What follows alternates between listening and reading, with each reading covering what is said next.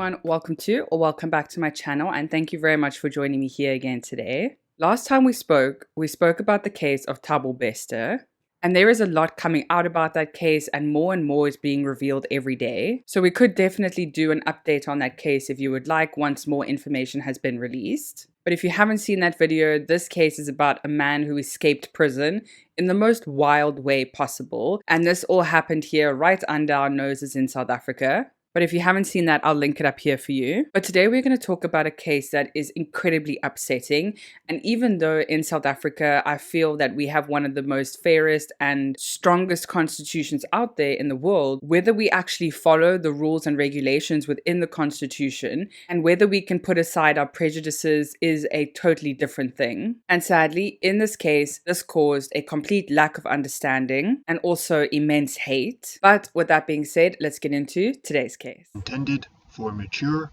audiences only. So I know we said we were getting into today's case, but before we fully do, I just want to say a massive thank you. We have reached 10,000 subscribers, and that is absolutely mad. Like, how hectic is that? But I just wanted to say a massive thank you for everyone's love and support. And it is also really nice to see the people who have been commenting from way back a couple of years ago to where we are now, and all the lovely new faces as well. But I just wanted to say a thank you, and I do really appreciate it. But enough from me, and before I get way too emotional, and let's get into the actual case. Today we are heading to Khayelitsha, which is a township in Cape Town, and it is said to be one of the largest and fastest growing townships here in South Africa. And here, in this township, in 1980, Zoliswa Nkonyana was born. And Zoliswa was surrounded by family that was hardworking, loving, and incredibly supportive of her. And when talking about Khayelitsha, we know that many of the inhabitants deal with many difficulties, such as unemployment and inadequate housing, for example. But even though Zoliswa was faced with these adversities, she was surrounded by so much love as a child. However, even though Zoliswa was surrounded by incredible amounts of love, her parents sadly did separate when she was quite young. But her mom did remarry, and she did have a stepfather. And being a young child when her stepfather came into her life, her stepfather raised her as if she was his own. And they were a very close-knit family, and they all supported her in anything she would want to do. As Zoliswa grew up and became a teenager, she drifted towards more of the tomboy type of style. She would love to play sports. She would always be outside playing any kind of sport with girls, boys, it didn't matter,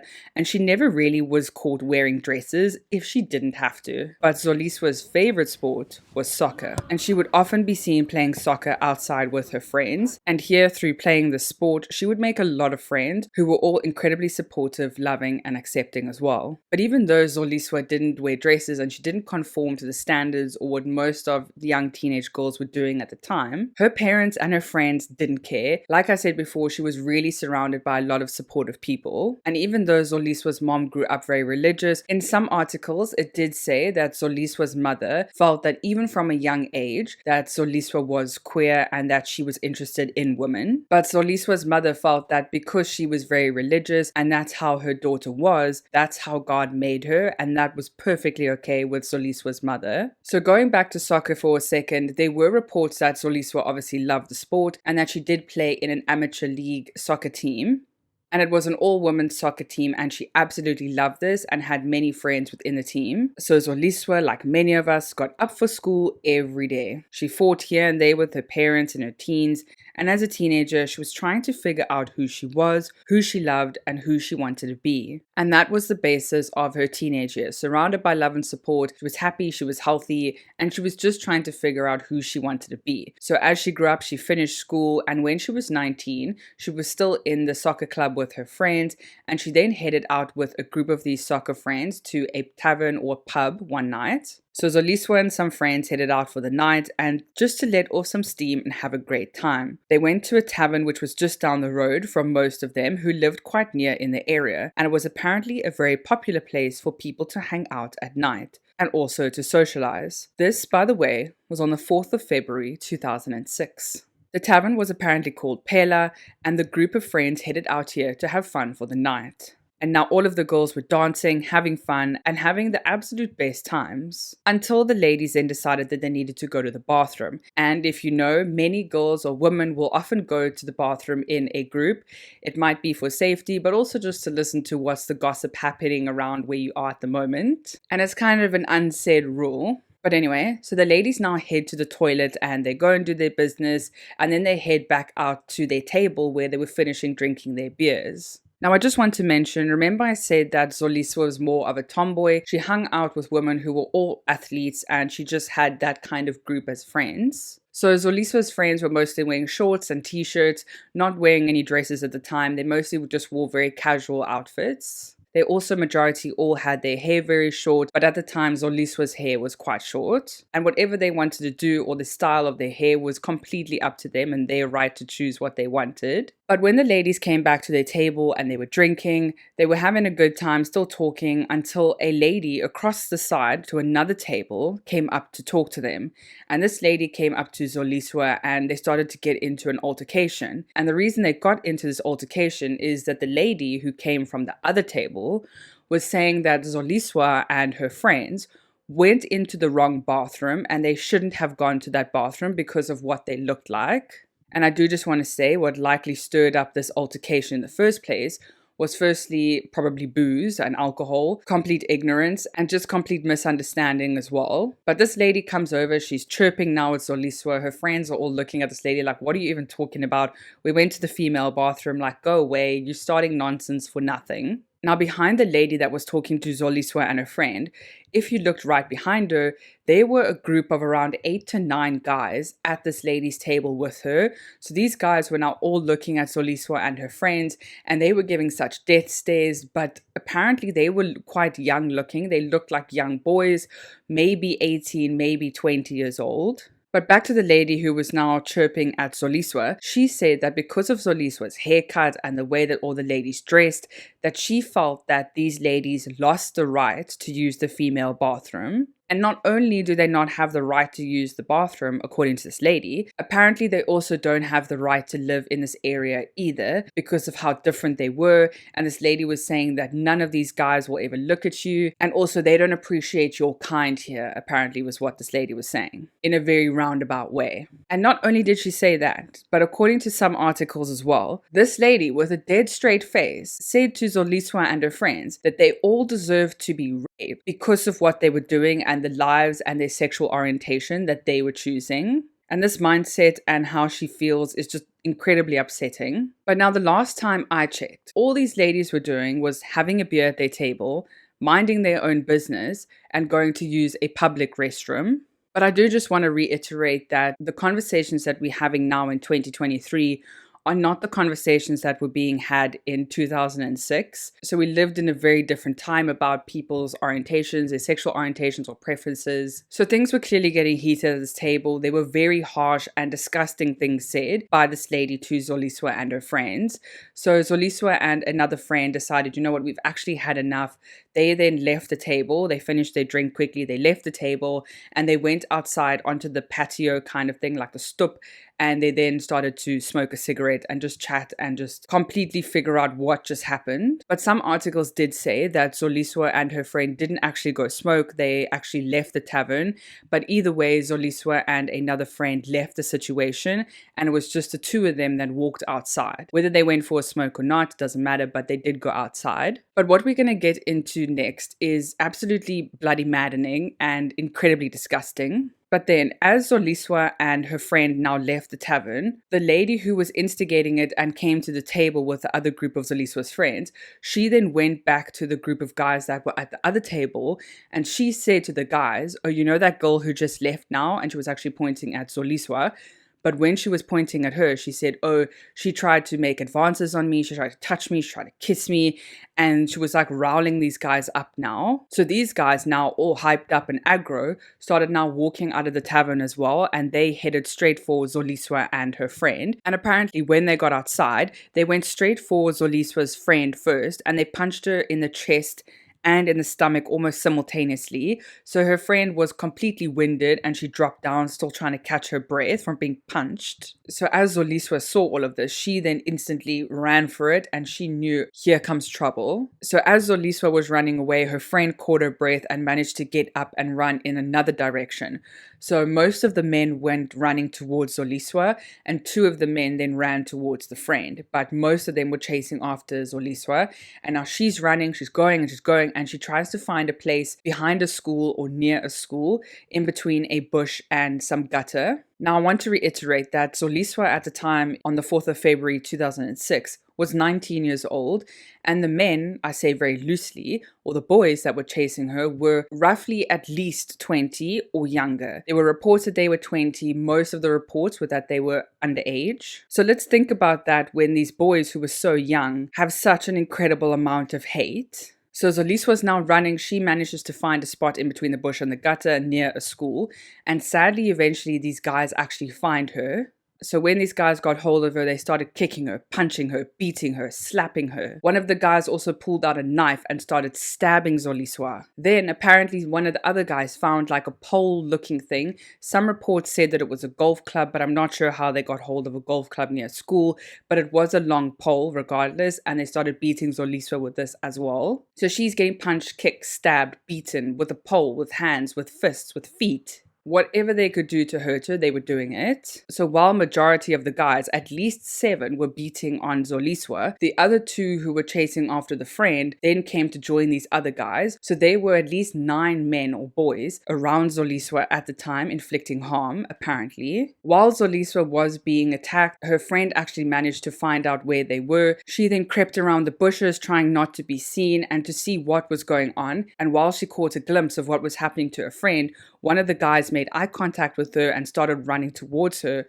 So she then ran back to the tavern to try and tell the other ladies what was happening, and they needed to come and help Zoliswa. So while the friend was gathering the other friends from the soccer team, they started running out of the tavern now, and they started heading towards the school. And as they headed towards the school, they were screaming at the men to stop, like, stop, it's enough, you're gonna kill her, please stop. And while at least 7 of the men ran away, 2 stayed and were still kicking and beating her, and one of the men apparently picked up quite a big rock and was throwing it on her body, on her head, up and down with this rock.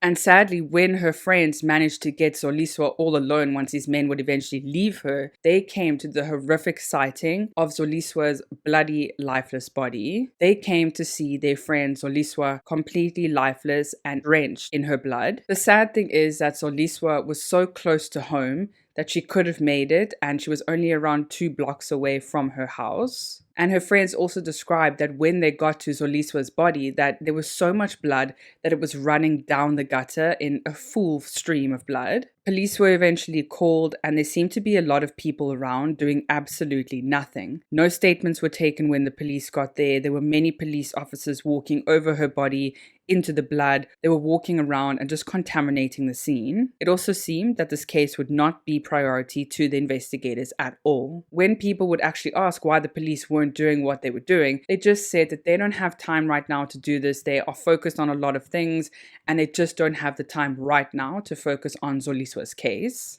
Now, not only was it reported that the policing was bad, but also the journalism was bad as well, because not only were the police not doing or reacting quick enough, the news reporters were also putting way too much information out about Zoliswa and her friends. Remember, Zoliswa wasn't the only victim this night. Yes, she was murdered 100%, but her friend was also attacked. Her other friends were also accosted at the bar. There was a much bigger story to this, and police needed to investigate all of these leads. But what happened was that the reporters or the news agencies released this photo of Zoliswa with all of her friends, but didn't blur out the friends' faces. So her friends were accosted all of the time by random people. People were making remarks to them on the street. One of the friends was actually raped by a man. Apparently, this man who raped this friend was trying to change her sexual orientation, but this is not confirmed, only according to some articles. But another one of Zoliswa's friends, or one of the girls in the group at the tavern that night, were also stabbed, but many times they were just accosted, pushed around, sworn at all the time. And the reason why they were being accosted and stabbed and also assaulted was because they were trying to give testimony about that night and about Zoliswa's murder. But it just fascinates me that newspapers would add photos of key witnesses in a trial and also victims. But Zoliswa's friend, who was also attacked that night, she was one of the key witnesses in the trial, and once she identified all 9 of the men, she actually left Cape Town because she feared incredibly for her safety. She was so scared that someone was going to harm her because she identified all 9 of the boys or all 9 of the men. And thankfully, because of her testimony, all 9 of these guys were arrested. Once they were arrested, they were charged with the murder of Zoliswa and 2 charges of attempted murder. But when we got to trial, our hunches of them being underage were correct. Many, if not most of them, were underage at the time, and that's why a lot of their names were firstly kept out of trial or out of the newspapers. And I do find it quite interesting that these guys' names were kept out of the newspapers because they were underage, but the women who were victims in this case, their photos were put in the newspaper. Maybe this was purposeful, who knows? But if it does not get even worse, because of some technicalities and because the state felt like there was not enough evidence, because of these technicalities, all 9 men were able to apply for something that would allow them to get off scot-free. And because they applied for this, all 9 men were acquitted of the 2 attempted murder charges because the state felt like there was not enough evidence, even though one of the main key witnesses was victim to at least 2 of the men assaulting her. So now these guys were only on trial for Zoliswa's murder. So this entire incident took place in 2006. By 2008, the court was still unable to bring all of the witnesses to trial. They weren't able to locate some of the witnesses. They weren't able to bring them into court. And also, not even the prosecutors or even the attorneys arrived at court some of the days. They were totally AWOL. They just didn't arrive. Like, that's your job. You arrive as an attorney to the trial that you are busy working on. It just doesn't make sense. But not only that, according to 2 articles, 2 men escaped from prison. They were eventually caught again, but this completely delayed the trial by a year at least. And then by 2011, 2 of the boys were also acquitted because they were too young and the court or the state found that they were just way too young and that they weren't involved in this case at all because there wasn't enough evidence for these young boys. So 7 of these guys were now on trial, all between ages of 19 and 21 at the time, apparently. So 7 of them were now facing the murder of Zoliswa. But then as the trial and the proceedings started to go on, 3 more were acquitted because there was a lack of evidence and a lack of evidence to pull them to really prove that they hit or punched Zoliswa to death. So out of 9 people who may have been involved in the murder of Zoliswa, only 4 would now stand trial. And these 4 men were charged and found guilty beyond any reasonable doubt that they were involved and played a hand in kicking, stabbing, punching, slapping, throwing rocks, and murdering 19-year-old Zoliswa Nkonyana. So 6 years after Zoliswa was murdered, these 4 men were sent to prison at a sentence of 18 years each. And when they were sentenced and they had their handcuffs on behind them and they were walking down that little tunnel to the jail, while this was all happening, these boys looked into the crowd of people who were watching them, and there were so many women spectators who were there in support of these young boys, and they were blowing kisses at them. The boys were blowing kisses back, and it was just so much love and support for these young men from the women in the crowd. There were over 60 court appearances, and it took over 6 years for Zoliswa to get justice, or some type of justice.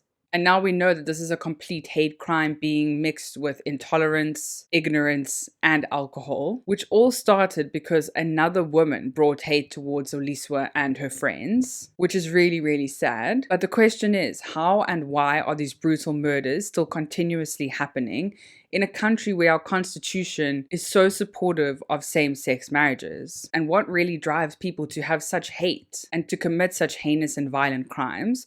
And just as a side note, in 2006, when Zoliswa was murdered, that was the same year that same-sex marriages were legalized in South Africa. And like I said in the beginning, I feel like South Africa has one of the best constitutions in the entire world. But if we follow that and abide by the law is a completely different question. But that's today's case. It is incredibly sobering, and it brings to light how quickly life can be taken in a blink of an eye. and how people don't really want to understand other people enough to be kind and to care. But let me know what you think of this case down below. I hope you all have a great day further. Please stay safe out there, and I'll see you again next week. Bye.